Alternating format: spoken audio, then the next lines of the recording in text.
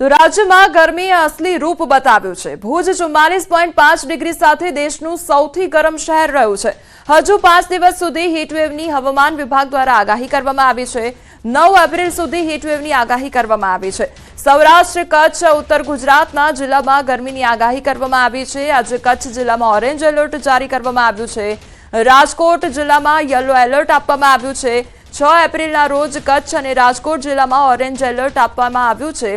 તો બનાસકાંઠા, સાબરકાંઠા, ગાંધીનગર, મહેસાણા, પાટણ, મોરબી તેમજ જૂનાગઢમાં યલો એલર્ટ આપવામાં આવ્યું છે।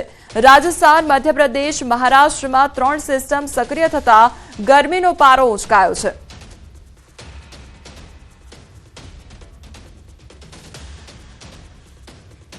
आज का जो पूर्वानुमान है, आने वाला अगले 6 दिन तक सौराष्ट्र कच्छ के लिए हीटवेव का वार्निंग दिया गया है।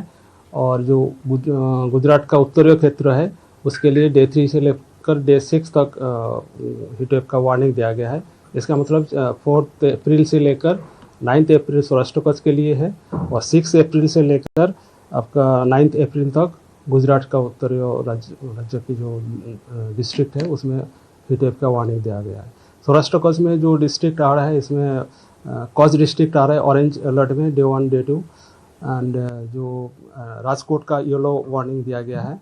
और जो गुजरात क्षेत्र की उत्तरीय क्षेत्र जो डे 3 से लेकर डे 6 तक हीटवेव का वार्निंग दिया गया है, इसमें बनासकांठा, साबरकांठा, पाटन, मेहसाना, गांधीनगर के लिए दिया जा रहा है।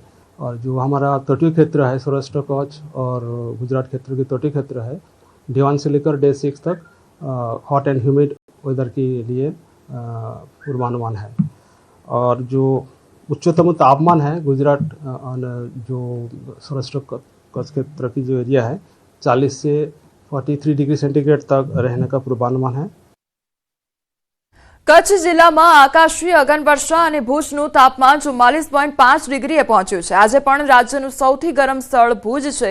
આકરી ગરમીથી બપોરના સમયે રસ્તાઓ સુમસામ થયા છે। બપોરના સમયે લોકોએ કામ વગર બહાર જવાનું પણ ટાળ્યું છે। તો ગરમીનું સતત પ્રમાણ વધી રહ્યું છે। કચ્છ ભુજમાં સતત ગરમી વરસી રહી છે અને તેના કારણે લોકોએ હવે બહાર જવાનું પણ ટાળ્યું છે।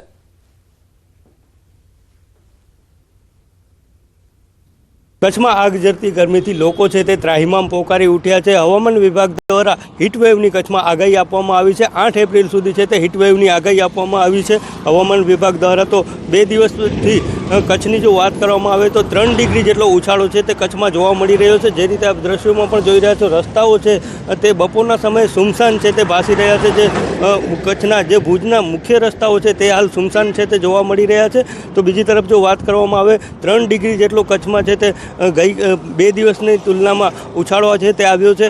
ગઈકાલની જો વાત કરવામાં આવે તો ગઈકાલે ભુજનું તાપમાન છે તે 44.5 ડિગ્રી છે તે નોંધાયું હતું। એટલે હવામાન વિભાગે જે રીતે ગરમીની આગાહી કરી છે હીટવેવની, ત્યારે હજુ પણ લોકોને ભારે ગરમીનો સામનો કરવો પડશે।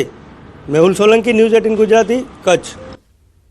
દ્વારકા જિલ્લામાં વહેલી સવારથી ધુમ્મસનું સામ્રાજ્ય જોવા મળ્યું છે અને ખંભાળિયા પંથકમાં વહેલી સવારે ગાઢ ધુમ્મસભર્યું વાતાવરણ છવાયેલું જોવા મળ્યું।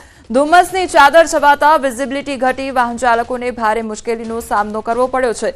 વિઝિબિલિટી ઘટતા વાહનોની લાઇટ ચાલુ રાખી વાહન ચલાવવાની ફરજ બની છે। તો જિલ્લામાં છેલ્લા કેટલાક સમયથી મિશ્ર ઋતુનો અનુભવ થઈ રહ્યો છે। ખાસ કરીને દિવસે તડકો અને રાત્રે અને ઠંડીનો અહેસાસ થઈ રહ્યો છે, જેના કારણે મિશ્ર ઋતુનો અનુભવ થઈ રહ્યો છે। બીજી તરફ ધુમ્મસભર્યું વાતાવરણ છવાતા વાહન ચાલકો હેરાન પરેશાન થયા છે।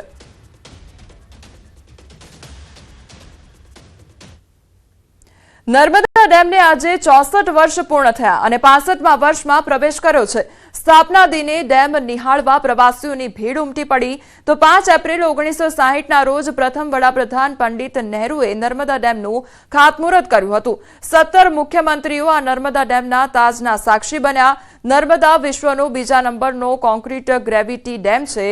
ડેમની મહત્તમ સપાટી 138.68 મીટરે પહોંચ્યા બાદ 3 વખત ઓવરફ્લો થયો હતો। નર્મદા ડેમ ઊંચાઈની દ્રષ્ટિએ ભારતમાં 3જા ક્રમનો ડેમ છે। તો 40,000 ક્યુસેક વહન ક્ષમતા ધરાવતી વિશ્વની સૌથી મોટી પાકી અને 458 કિલોમીટરની વિશ્વની સૌથી લાંબી નહેર ગણાય છે। છેલ્લે વડાપ્રધાન નરેન્દ્ર મોદીએ ડેમનું લોકાર્પણ કરી રાષ્ટ્રની સૌથી મોટી બહુહેતુક યોજના સમર્પિત કરી હતી।